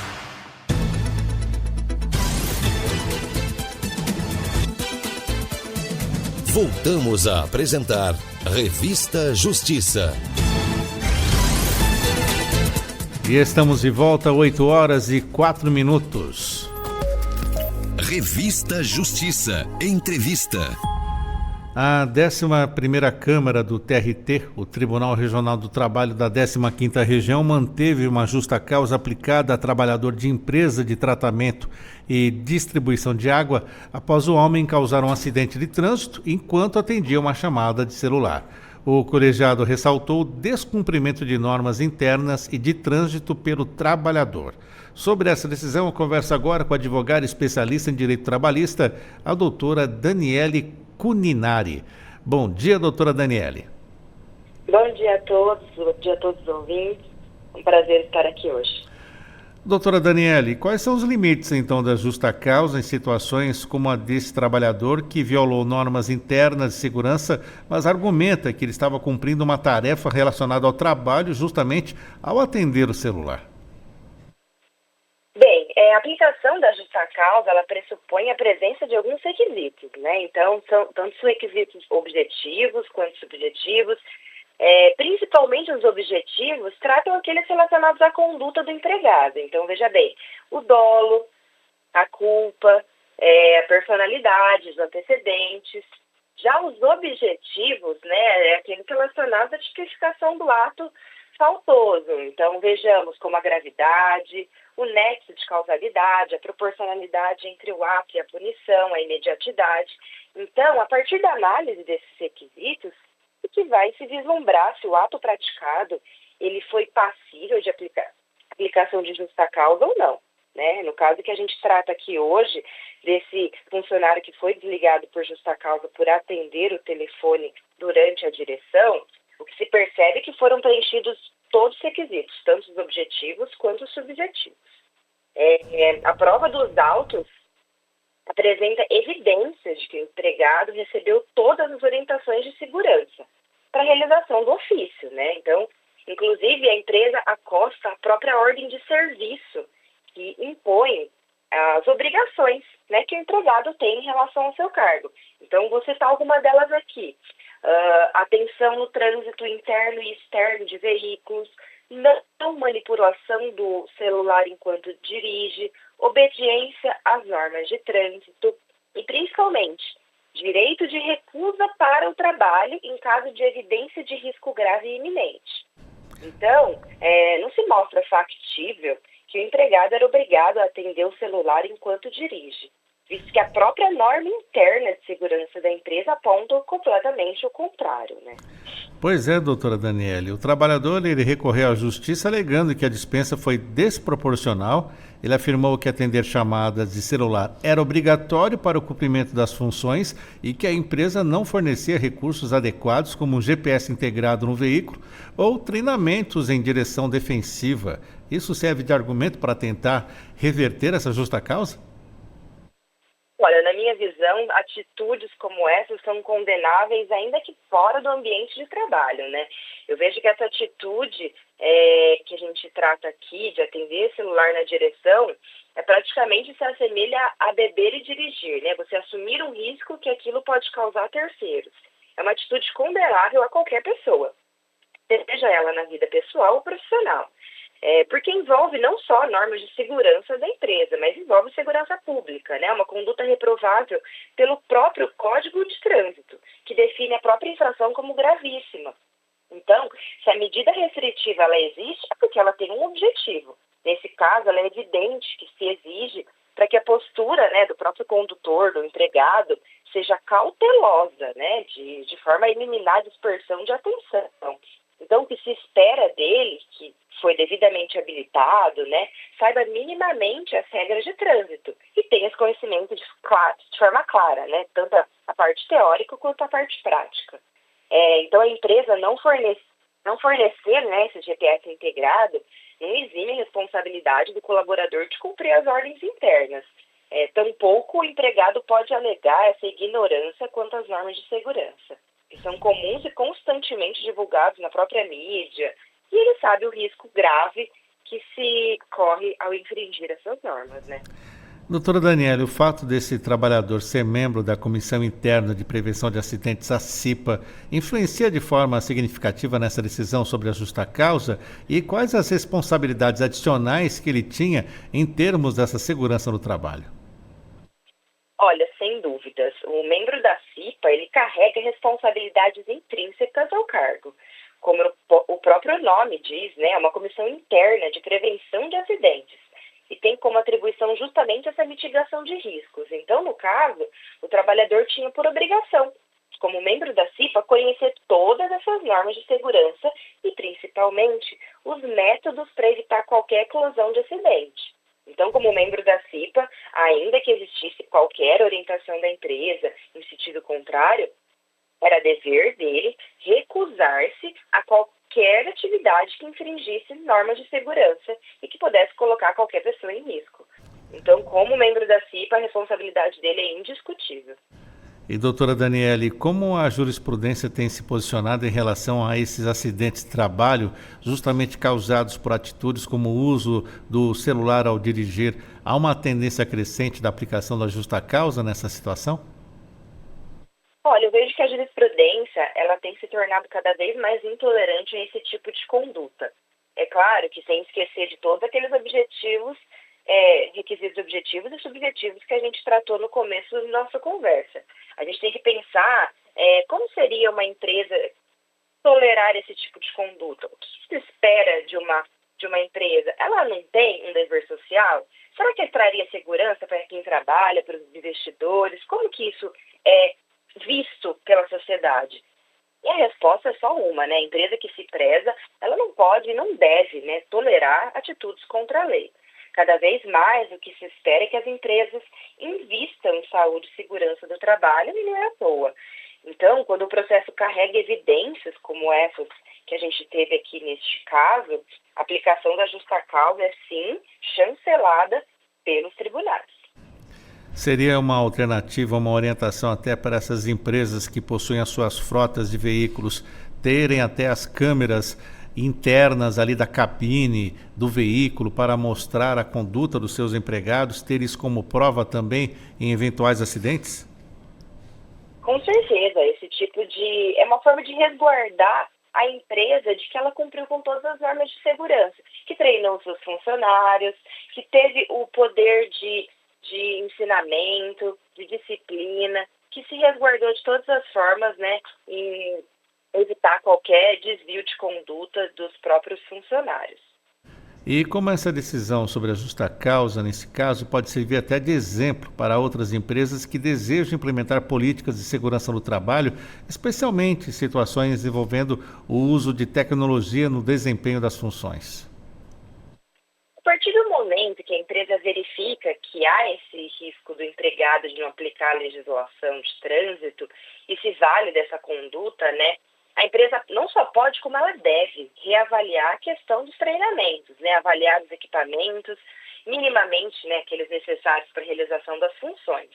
Então, eu entendo que a régua precisa ser alta, pois envolve a vida também de terceiros, né, alheios à relação de trabalho. Não é uma simples relação entre empregado e empresa, ela envolve a vida de outras pessoas. Então, da mesma forma que se aprende com os bons exemplos, também se aprende com os maus exemplos. E é importante que as empresas tenham essa comunicação e se conversem e compartilhem experiências. Todo mundo aprende e essa é a grande chave do mundo jurídico, né? Então, as políticas de segurança elas são importantes para definir as regras objetivas, tornar clara, né, as regras do uso desses meios tecnológicos que hoje são novos, aperfeiçoar os treinamentos, aplicação de tecnologias que minimizem os riscos operacionais do dia a dia. Então, eu acho que é sem dúvida, uma grande experiência para todas as empresas. Por falar em avanço tecnológico, a senhora já teve que cuidar de alguma demissão por justa causa pelo uso da inteligência artificial, doutora Daniele? Olha, eu vejo que é uma nova invenção que veio para ajudar. Eu ainda não tive a oportunidade de lidar com esse tipo de desafio, mas eu vejo que é sim um grande desafio que a gente tem encontrado, porque a inteligência artificial torna a gente, às vezes, até ignorante no sentido de enfrentar, né, o fato ali de verdade. Então, a gente tem que ter muita cautela na utilização da inteligência artificial. Eu vejo que é um ponto positivo que a gente deve sim usar, mas com muita cautela. Mas nenhum caso assim de uma demissão provocada pelo uso da IA, não, né? Por hora ainda não. Vejo que teve, né? Principalmente quando a gente pega alguns advogados que se utilizam da inteligência artificial para manipular julgados dos próprios tribunais. Então isso é bem perigoso. Muito bem, conversamos na Rádio Justiça a respeito de uma decisão do TRT da 15ª Região que manteve justa causa aplicada a um trabalhador após ele causar um acidente de trânsito enquanto atendia uma chamada de celular ao dirigir um veículo da empresa. E nós tratamos esse assunto aqui na Rádio Justiça com a doutora Daniele Cuninari, advogada especialista em direito trabalhista. Doutora Daniele, obrigado pela atenção com a Rádio Justiça. Até uma próxima ocasião. Muito obrigada e uma excelente terça-feira a todos. Muito obrigado. Agora em Brasília, 8h15. Revista Justiça. Entrevista. E o governo pretende reformular a regulamentação do preço dos medicamentos, que trata da fixação dos preços desses medicamentos que chegam ao mercado brasileiro. O modelo atual ele é considerado defasado e a modernização do marco legal de preços de medicamentos entrou na lista de 25 medidas da Agenda Econômica para o biênio 2025-2026, apresentada pelo ministro da Fazenda, Fernando Haddad. A nova regulamentação também definirá regras para a compra de medicamentos por decisão judicial. Sobre o assunto, eu converso agora com o advogado especializado em Direito Administrativo e mestrando em Direito Constitucional, Igor Luna. Doutor Igor, seja bem-vindo, bom dia. Bom dia, Sérgio. Obrigado pelo convite. Doutor Igor, quais são os principais motivos, então, para essa revisão da regulamentação atual dos preços de medicamentos? Bom, primeiro é importante ficar claro que o preço dos medicamentos continuará sendo objeto de uma política pública de administração dos preços. Esse é um mecanismo que muitos países desenvolvem, controle de preços, especificamente de alguns produtos essenciais, como medicamentos. Ao longo da vigência dessa política pública, que já tem muitos anos, se percebeu alguns problemas metodológicos, ou seja, os critérios para se determinar os preços, a frequência da atualização destes preços, tem como objetivo fazer com que haja mais precisão no preço que é fixado pela CEMED, que é um órgão colegiado do governo federal, como forma de, por um lado, garantir que não haja lucros excessivos em um produto essencial e, por outro, garantir que haja disponibilidade destes produtos, porque é muito comum a gente encontrar algumas licitações, algumas compras públicas, especialmente no interior do país, em que não há empresas, distribuidores dispostos a fornecer os produtos em função do preço, que em função de questões internacionais, questões de mercado, ficaram muito acima daqueles preços que são praticados ou estabelecidos nessa tabela. E o contrário também acontece.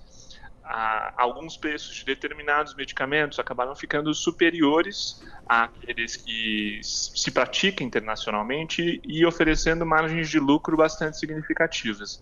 Então, os motivos que fazem com que essa política receba um novo olhar são contextuais, eles vão observar esses dois objetivos de garantir mais justiça no preço, mas também de garantir a oferta.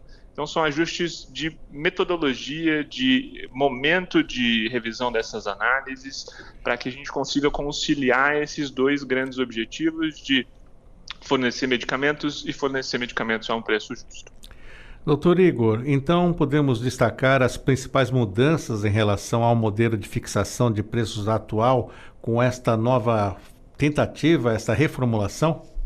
Essa é uma política pública que ainda está na fase de reformulação, de redesenho. O governo anunciou que esse assunto entrou na agenda como um assunto prioritário e, no momento, o governo está coletando subsídios internos para determinar qual vai ser o desenho dessa nova metodologia. É provável que este assunto, uma vez passado pela fase de formulação interna no governo, também seja submetido a uma consulta pública para que a sociedade civil, as empresas, o governo e outras áreas do governo consigam contribuir e aperfeiçoar os critérios que vão ser fixados para esse novo desenho da política pública. E essa transparência, então, como ela poderá ser feita, como ela poderá ser promovida, justamente falando sobre essa eficiência no mercado de medicamentos?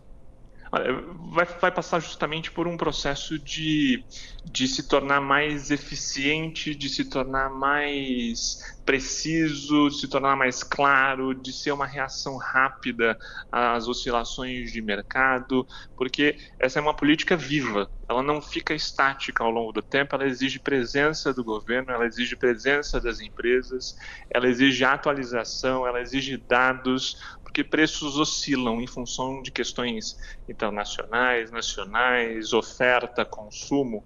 Então, é importante que haja uma governança muito bem estruturada, que o governo tenha dados suficientes para a tomada dessa decisão e que essas decisões sejam tomadas de uma forma técnica, rápida e transparente. Além de tudo isso que o senhor já trouxe para nós, desse cenário, quais são os principais desafios que o governo enfrenta, então, para fazer essa implementação?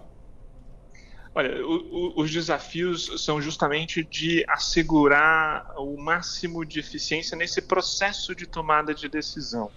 Ou seja, de se ter dados atualizados, dados confiáveis, de se ter capacidade institucional para analisar esses dados, processá-los e tomar uma decisão rápida, eficaz, embasada em evidências. Esses são os principais desafios dessas políticas públicas que são dinâmicas e que precisam de uma revisão com uma periodicidade muito menor do que outras que estão espalhadas pelo governo.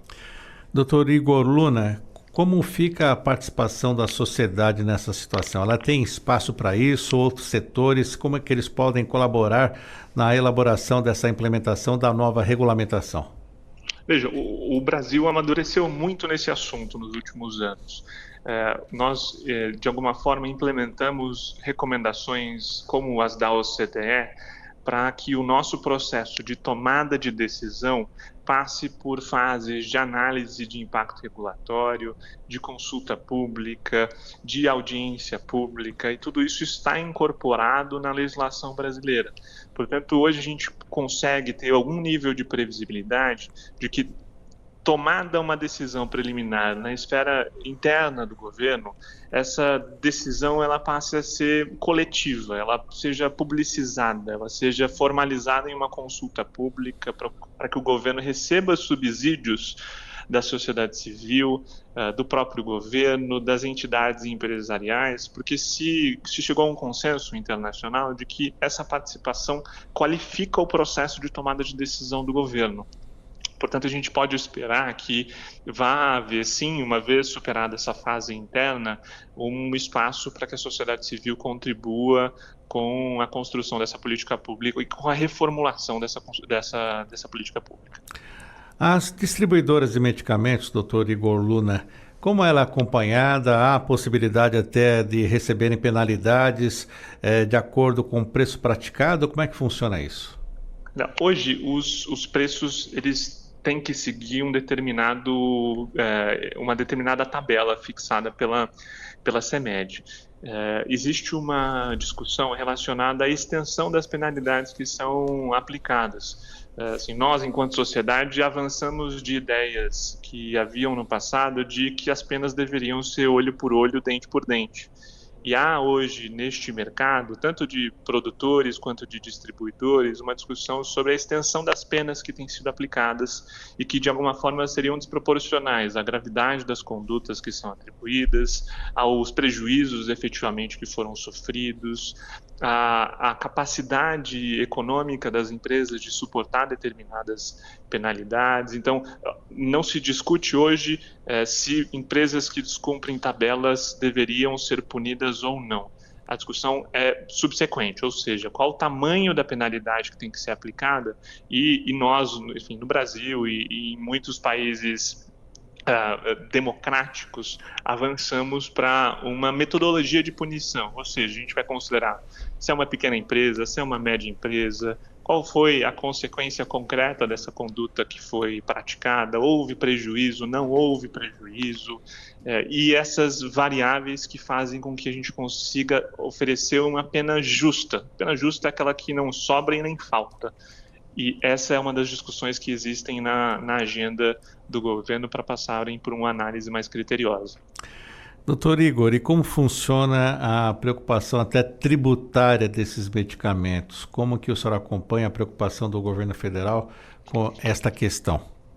Bom, a gente tem um elemento novo na mesa, que é a reforma tributária. Foi aprovada, foi sancionada pelo presidente da República e chegou a fase, portanto, de nós identificarmos quais vão ser as consequências concretas sobre esse mercado.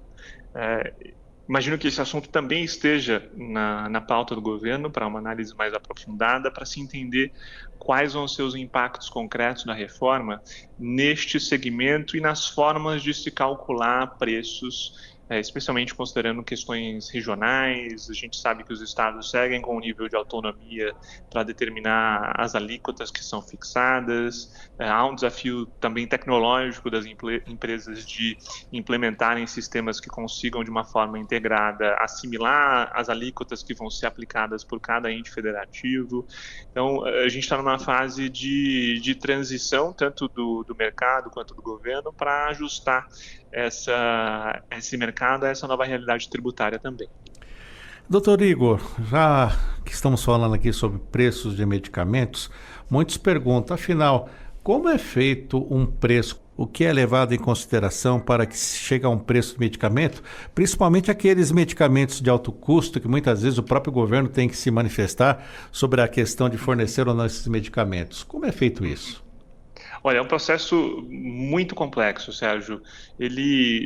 Primeiro que é um processo que também passa por informações, como eu disse no início, de muitos participantes, passa por uma metodologia de análise de preço, de práticas de preço em outros países, para que haja algum nível de uniformidade entre a oferta aos países pelo mundo. Então, esse é um elemento, preços praticados fora do país. Existem descontos relacionados ao perfil de cada um dos países, porque a gente também não pode universalizar um critério que não necessariamente se encaixa em todos os países. Não dá para colocar uma camiseta no Brasil que não serve ao Brasil, assim como não dá para colocar uma camiseta que não serve a países europeus em países europeus. Então, há variáveis que fazem acréscimos ou decréscimos em função das condições econômicas de cada um dos países. Há questões tributárias que também não são uniformes em todos os países do mundo, que são consideradas. Há estimativas de custo, então há um preço que pode ser praticado por fabricantes, há um preço que deve ser praticado ao governo, há um preço que é fixado ao consumidor final. Existe uma arquitetura que é desenhada para se chegar a um preço que se considera justo, tanto que consiga oferecer um lucro lícito, um lucro justo, um lucro razoável ao empresário que opera nesse setor e opera com o item essencial, quanto para garantir que as pessoas que precisam desses medicamentos consigam acessá-los a um preço razoável e consigam acessá-los, porque muitas vezes, como eu comentei, há uma dificuldade de disponibilidade. Municípios não conseguem comprar medicamentos em função de questões de preço. Nós vimos na pandemia uma oscilação muito significativa de preços em função de dinâmicas internacionais. Então, todo esse processo pelo qual nós estamos passando, ele busca aperfeiçoar esses mecanismos de governança, de gestão, para que esses dois grandes objetivos, lucro justo e disponibilidade de medicamentos a um preço justo ao governo, ao consumidor, sejam alcançados. E nós ainda não sabemos exatamente quais vão ser os redesenhos que o governo vai propor, mas a gente sabe que esses seguem sendo os grandes objetivos da política pública. Conversamos na Rádio Justiça sobre a pretensão do governo de reformular a regulamentação do preço dos medicamentos, e nós conversamos sobre isso com o advogado especializado em Direito Administrativo. Ele é mestrando em Direito Constitucional, Dr. Igor Luna. Dr. Igor, muito obrigado por atender a Rádio Justiça. Até a próxima. Obrigado, Sérgio. Até a próxima. Agora, 8h29. Vamos fazer um intervalo no Revista Justiça e na volta o nosso debate. Vamos falar sobre o Dia Nacional de Combate ao Alcoolismo. Já converso com as doutoras Carol Sena e Eliane Cesário. Não saia daí.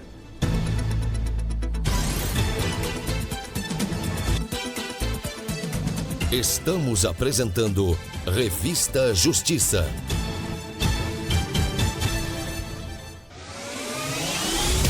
Agora você pode acompanhar a programação da Rádio Justiça também pelo YouTube.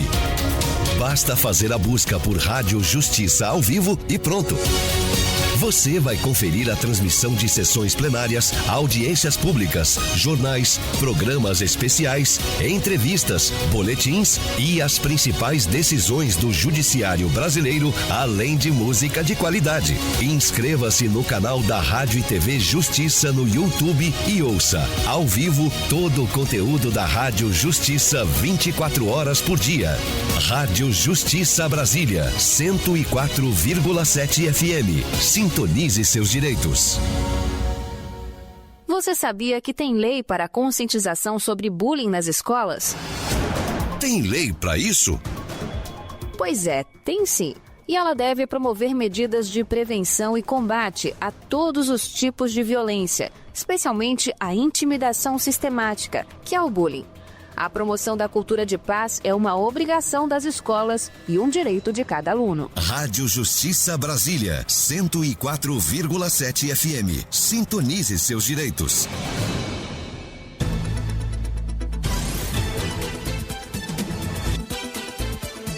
Voltamos a apresentar Revista Justiça. Estamos de volta com Revista Justiça, lembrando que você pode nos acompanhar com imagens também, além do FM 104,7, do Tanin, no radios.com, lá no YouTube você coloca Rádio Justiça ao vivo e nos assiste, e também nos assiste pelo canal 1.3 da TV Digital. Agora 8h31. Revista Justiça, debate. Hoje é o Dia Nacional de Combate ao Alcoolismo e vamos tratar desse tema dentro do ambiente de trabalho. Vamos discutir os impactos do uso abusivo do álcool no ambiente de trabalho, incluindo demissão por justa causa ou rescisão sem penalidade. Também trataremos do papel das empresas justamente na prevenção e reabilitação, além de normas de segurança e políticas internas sobre o consumo de álcool. Estou recebendo aqui a advogada, palestrante, consultora especialista em temas de assédio, discriminação, gênero e saúde mental no trabalho, doutora Eliane Cesário. Seja bem-vinda, bom dia. Bom dia, Sérgio. Uma alegria estar aqui com você e com os ouvintes da Rádio Justiça. E também está conosco a doutora Carol Sena, ela que é advogada trabalhista sindical, conselheira de Direitos Humanos do DF. Doutora Carol, seja bem-vinda. Bom dia. Bom dia, Sérgio. Bom dia, Eliane. Bom dia a todos os ouvintes da Rádio Justiça. É um prazer estar com vocês novamente. E o nosso ouvinte também, doutora Carol, pode baixar o aplicativo. Também peço, indico que vocês baixem o aplicativo TV Justiça Mais, que lá você encontra os conteúdos da rádio da TV Justiça, inclusive a transmissão dessa entrevista também está sendo feita por lá. Doutora Eliane Cesário, Dia Nacional de Combate ao Alcoolismo. De vez em quando aparecem as notícias sobre demissão com justa causa, sem justa causa desse trabalhador. Por onde podemos começar a tratar desse assunto tão delicado que envolve as empresas e os trabalhadores? Bom, primeiramente a gente tem como ponto de partida que a questão do alcoolismo é uma questão de saúde pública, né? Uma questão de saúde pública. A OMS tem algumas recomendações sobre saúde no trabalho. Na CLT nós temos direitos dos servidores, né? Dos trabalhadores, e no serviço público também dos servidores, que tem essa questão da dependência alcoólica. E na CLT, alguns deveres das empresas e também algumas condições. Então, a gente precisa conversar sobre isso, porque precisa ter um tratamento realmente holístico, sistêmico, para que não haja injustiças, né? É uma questão de direitos humanos mesmo. E para a senhora, doutora Carol Sena, como a senhora vem tratando esse tema, o álcool no ambiente de trabalho? É um tema extremamente delicado e que demanda de nós um olhar muito afetivo, com compaixão, porque, como a doutora Lili, que é a minha amiga, eu preciso chamar de doutora Lili, a doutora Eliane, ela muito bem pontuou, é um caso de saúde pública. Estima-se que no Brasil nós tenhamos pelo menos 90 mil mortes, né, de brasileiros em decorrência do uso abusivo da bebida alcoólica. Então, é uma questão de saúde pública, é uma questão multifacetada, porque envolve a família, envolve o psicológico, envolve o ambiente de trabalho, em vários ramos do direito. Se a gente for parar para para discriminar cada um deles, envolve a psicologia, a psiquiatria. Então, nós temos uma pauta extremamente delicada e que demanda de nós um cuidado e um olhar atento. E como a Lei do Trabalho trata dessa situação, doutora Eliane? O que há de previsão para esse trabalho, para a prevenção, para o cuidado, para o apoio a esta pessoa que é dependente do álcool? Então, a CLT, no artigo 168, ela determina que as empresas elas são obrigadas a fornecer aos empregados um ambiente de trabalho seguro e saudável, né? E aí, nisso, vem as normas para estabelecer também como é que as empresas elas podem estabelecer mecanismos de avaliação de riscos à saúde do trabalhador, porque ao avaliar os riscos à saúde do trabalhador, ela vai contemplar os riscos psicossociais no ambiente de trabalho. Por quê? A gente tem que pensar o seguinte: hoje, o que um trabalhador ele faz em casa tem um impacto no ambiente de trabalho. E o que ele faz no ambiente de trabalho tem um impacto na sociedade. O trabalhador ou a trabalhadora sai com os amigos do trabalho para beber. Fica até 1h da manhã. No outro dia tem que acordar às 5h da manhã para retomar as atividades. O álcool, às vezes, ele começa com uma questão social, de inclusão, de pertencimento. A pessoa acaba saindo com os amigos para beber, mas no outro dia a conta chega. E com o tempo a conta chega mesmo, porque se as pessoas elas não desenvolvem habilidades para diminuir os riscos em que o álcool vai poder afetar a sua vida, com certeza vai começar a ter conflito no ambiente de trabalho, conflito em casa, conflito em outro lugar. Mas aí é nesse aspecto que entra um trabalho preventivo e de vigilância das empresas para poder cuidar desses detalhes, para que realmente o ambiente tenha produtividade, qualidade e saúde mental e bem-estar de toda a coletividade de empregados. Mas as empresas têm essa autonomia também de controlar o que é feito fora da empresa? Se o que é feito fora da empresa, de certa maneira, levar a empresa a ter riscos, né? A ter risco, não só a ter risco, mas a ser exposta, né? Porque depende muito do trabalhador. Então, às vezes, se eu sou o gerente daquela empresa, então eu tenho um poder dentro da empresa, eu tenho uma visibilidade dentro dessa empresa. Se eu sou um supervisor e, de repente, eu pego em uma situação, por exemplo, eu bebi, o trabalhador bebeu, e atropelou alguém. Então, a depender do tipo de atividade que esse trabalhador desempenha, um motorista, ele não pode beber, mas imagina que ele beba e vá dirigir esse transporte que é público ou interestadual, quer dizer. Então, a empresa ela tem sim condições de monitorar a gente teve um caso que foi da época da Air France, naquele acidente aéreo entre Rio de Janeiro e Paris, que disseram que o comandante, aquele que se ausentou, ele precisou descansar porque ele tinha bebido bastante na noite anterior. Quer dizer, e aí depois ele vai enfrentar uma longa jornada, que é um voo internacional Brasil-França. E faz diferença, tanto que fez diferença a presença dele ali, fez falta a presença dele ali naquele momento, para poder tomar as decisões mais apuradas. E aí, então, a empresa pode fazer isso. Quer dizer, a empresa ela hoje precisa, como a doutora Eliane bem pontuou, a empresa ela precisa desenvolver mecanismos que não só reprimam, mas que previnam.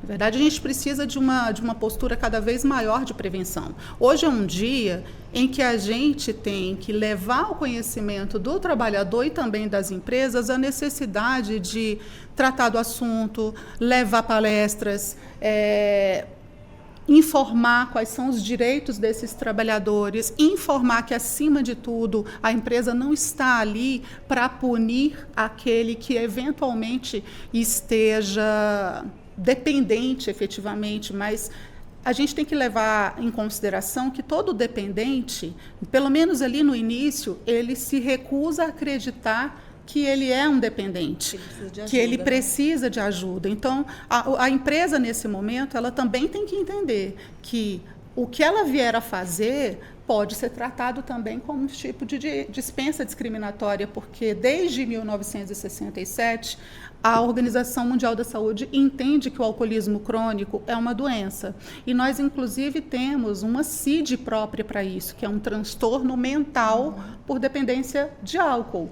Então, se é uma CID, significa que aquele que a CLT diz que é o trabalhador que eventualmente, que habitualmente está embriagado, esse trabalhador que tem a dependência habitual, ele não é só uma pessoa que possa ser dispensada ali do seu ambiente de trabalho. Ele é uma pessoa que precisa principalmente ser tratada. Se a empresa promove uma justa causa, sem nenhuma tentativa de auxiliar esse trabalhador, de levar esse trabalhador a se conscientizar que ele precisa de um tratamento, ou, inclusive, de afastá-lo ali momentaneamente para que ele, pelo INSS, possa passar por um auxílio ali, por incapacidade temporária. Se chegar a algo mais grave, pode ser até permanente, que a emenda constitucional da última reforma feita da Previdência, ela, em 2019, ela mudou a nomenclatura. Então, para quem está nos ouvindo, pode entender que é auxílio-doença, hoje é o auxílio por incapacidade, que é temporária. E a aposentadoria por invalidez agora se chama aposentadoria por incapacidade permanente. Então, o trabalhador ele tem obrigação de levar, o empregador tem a obrigação de levar o seu trabalhador a procurar ajuda ou, caso não seja necessário, que ele fique por um tempo ali amparado pelo INSS. As empresas pisam em ovos, então, com essa situação, né, doutora Eliane? Como uma empresa deve fazer? Porque tem aquele funcionário que, de vez em quando, bebe, é percebida a alteração dele no ambiente de trabalho, e aquele que é um contumaz, que frequentemente é encontrado embriagado. O que fazer, então? Tá. Vamos pensar o seguinte: a Constituição diz que a saúde é um direito de todos, um dever do Estado, e o Estado tem que implementar as políticas, né? Nós temos no Ministério do Trabalho duas normas regulamentadoras agora, que é a norma regulamentadora 7, que fala sobre o Programa de Controle Médico de Saúde Ocupacional, e agora nós temos a norma regulamentadora 1, em que as empresas devem adotar medidas para garantir a saúde e a segurança do trabalho. Então, a gente hoje, porque antigamente, né, o alcoolismo ele era visto como uma falha moral, né? Só que a gente sabe que não é isso. E a partir do momento em que o empregador ele identifica esses sinais, né, de dependência, de alcoolismo, ele não vai ser considerado uma dispensa arbitrária se ele não implementar e adotar medidas exatamente de tratamento, de apoio, de acolhimento a esse empregado. Então, as empresas podem adotar as normas que estão nessas normas regulamentadoras. E hoje se fala muito, Sérgio, e a Carol também sabe bem disso, em dois eixos importantíssimos no ambiente de trabalho, que é o eixo da prevenção e é o eixo da conscientização. Porque se a gente for parar para pensar, como é uma questão de saúde pública, as empresas têm que estar atentas, estar informando os seus empregados sobre essas questões, sobre alcoolismo, sobre qualidade de vida, sobre assédio, sobre comunicação violenta. Hoje tem muitas ferramentas que as empresas devem contribuir para essa questão que é social. Então, antes de uma dispensa, a empresa ela precisa cumprir esse papel social, que não é apenas do capital, né? Mas sim de preservar e cuidar das pessoas que estão sob a sua responsabilidade, né? Uma empresa, por exemplo, não pode, né, doutora Carol, colocar um etilômetro, um bafômetro lá para testar, para ver se o funcionário está embriagado? Não prudente que a empresa faça isso, porque isso aí seria uma espécie de assédio.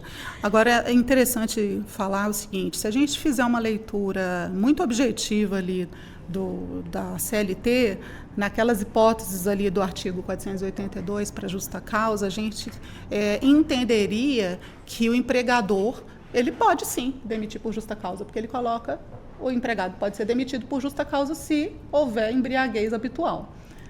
Mas aí já não entra nesse caso que a embriaguez habitual precisa ser tratada, precisa ter dado uma chance? Eu digo assim, que quando a gente lê objetivamente, daí porque eu disse no início que as empresas precisam ser bem orientadas, porque uma leitura muito assim, superficial, né, da CLT pode fazê-los entender que não, ele está embriagado, eu posso demitir. E aí é aí onde que a empresa pode levar alguns reveses, né, na justiça, porque já há esse entendimento consolidado de que se você apenas demite esse trabalhador por justa causa, você pode estar incorrendo em uma dispensa discriminatória, porque se ele é um embriagado habitual, ele tem uma doença. Agora, o embriagado ocasional, não. E aí a gente pode exemplificar. Imaginemos que festas de fim de ano. Nós todos participamos de confraternizações na nossa empresa. E aí o empregado toma todas e fica extremamente inconveniente. Aí ele começa a falar questões que ele não pode falar, ele pode agir de forma sexista, machista, ele pode cantar a colega ou o colega, né? Se for fisicamente. Pode ser uma mulher também que tenha abusado, né, do álcool e cantar o colega e ser inconveniente. Ele pode, esse trabalhador também pode falar algo que é muito específico do cargo dele e que por uma questão de sigilo não poderia ser dita.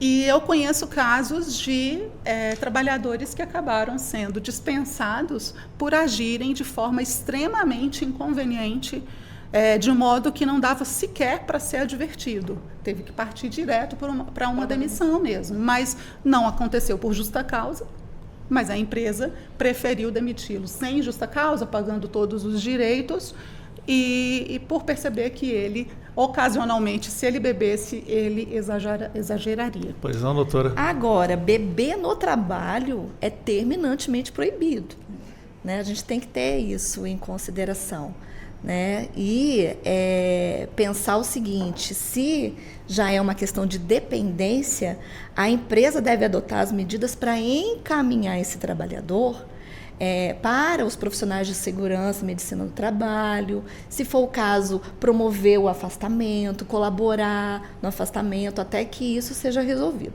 Agora, sim, se a gente for ver, tem vários casos já, né, de pessoas que foram dispensadas de forma discriminatória e outros que conseguiram reverter uma dispensa discriminatória porque comprovaram realmente que a empresa não adotou essas medidas, ou então um caso muito simbólico que a gente conhece de um trabalhador que ele, por trabalhar numa empresa fabricante de bebidas, ele acabou adoecendo, né? E ele acabou tendo aí uma situação, ele literalmente virou alcoólatra por conta do trabalho. Ele bebia no trabalho, né, provando a bebida, ali, né? E aí, quando ele teve impactos severos na sua saúde, inclusive com questões auditivas e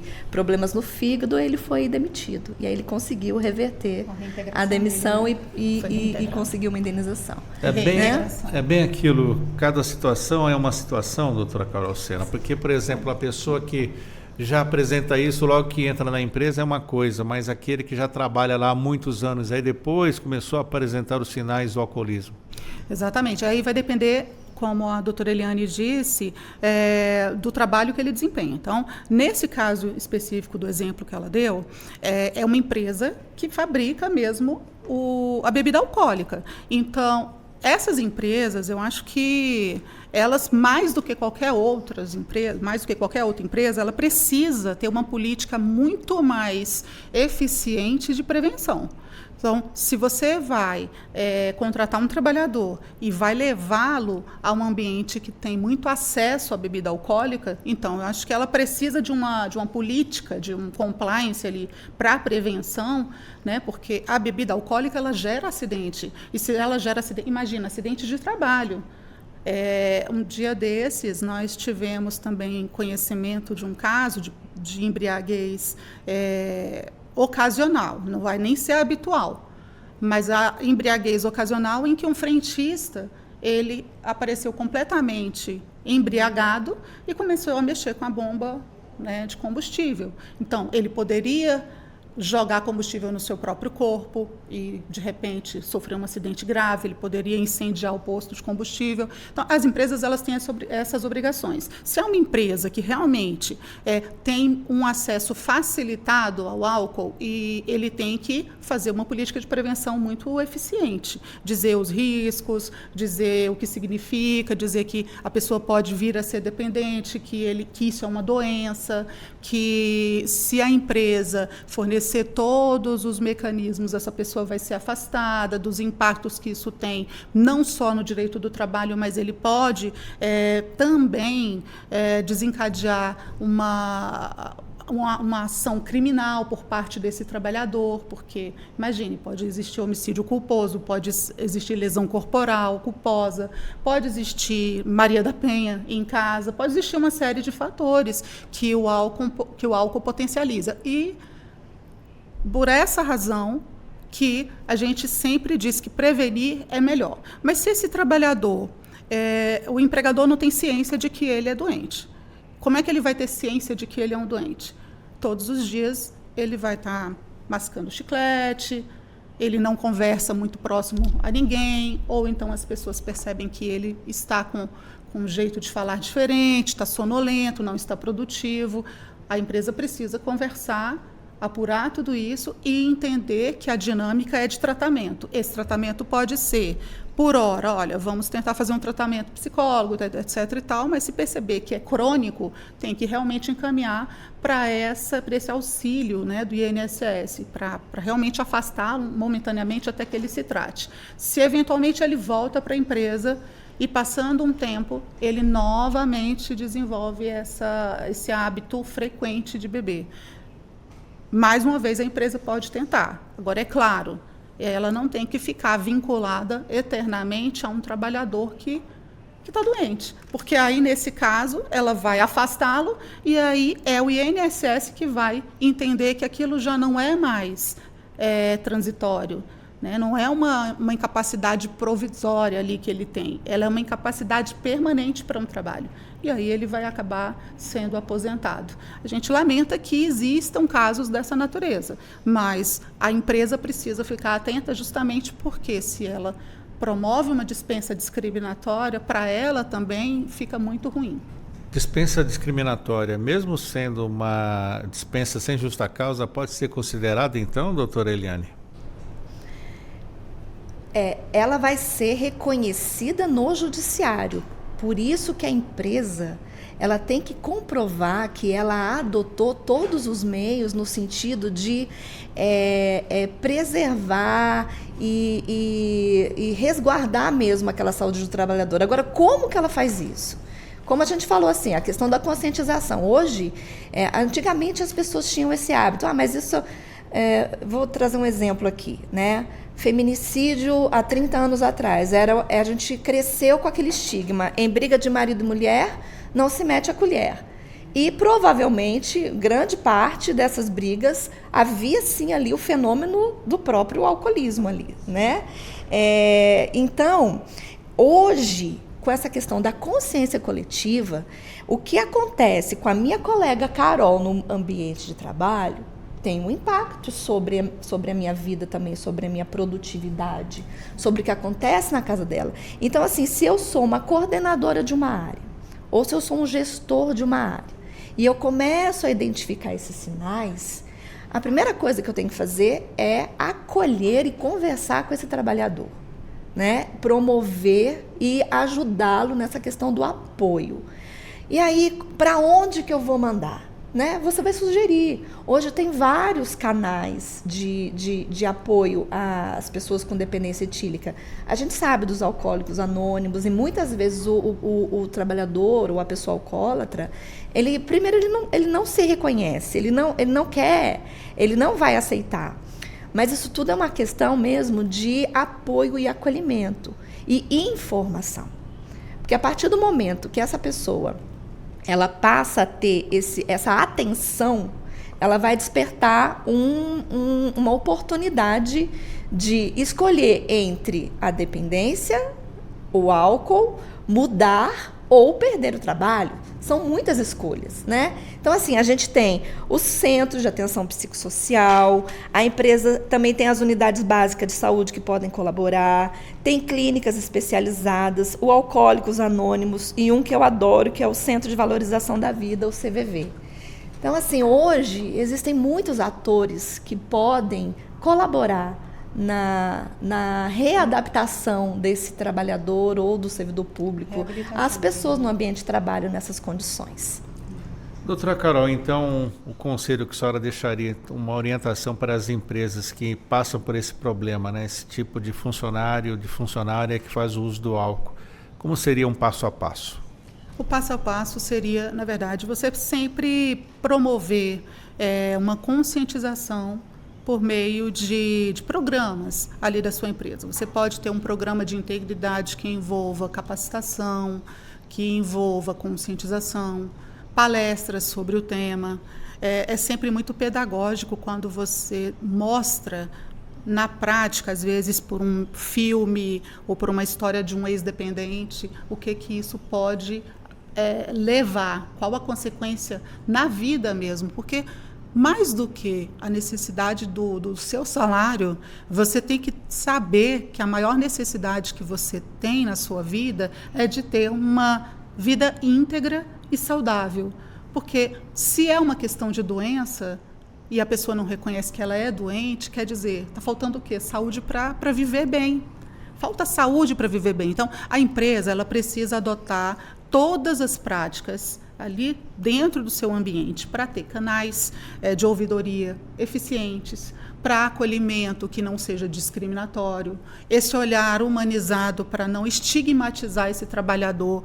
Ele é um bebum, ele é um pinguço, aí vai virar um assédio. Então, você tem que entender que o olhar humanizado para tratar esse trabalhador, entender que esse trabalhador recuperado, ele é um investimento também para a empresa.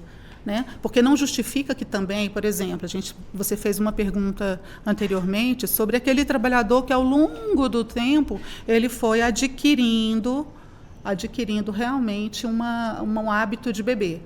Esse trabalhador ele já deu lucro para essa empresa. Então, quer dizer, eu dou lucro para a empresa, mas aí de repente eu adoeço e sou dispensado.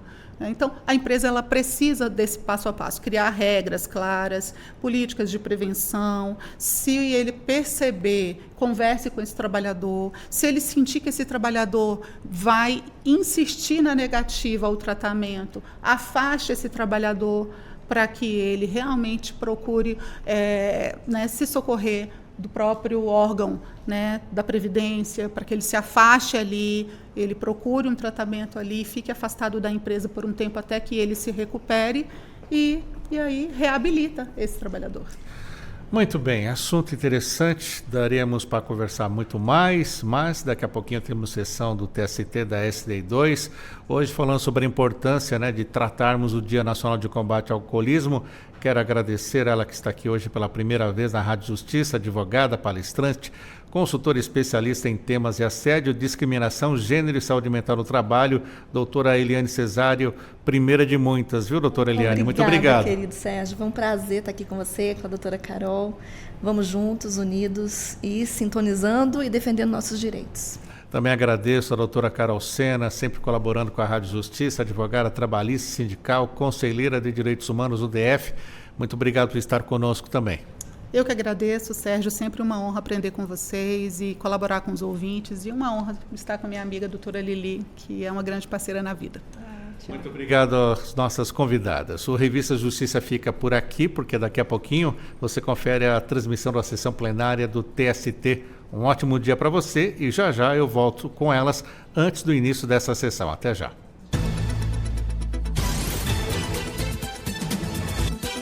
A Rádio Justiça apresentou Revista Justiça.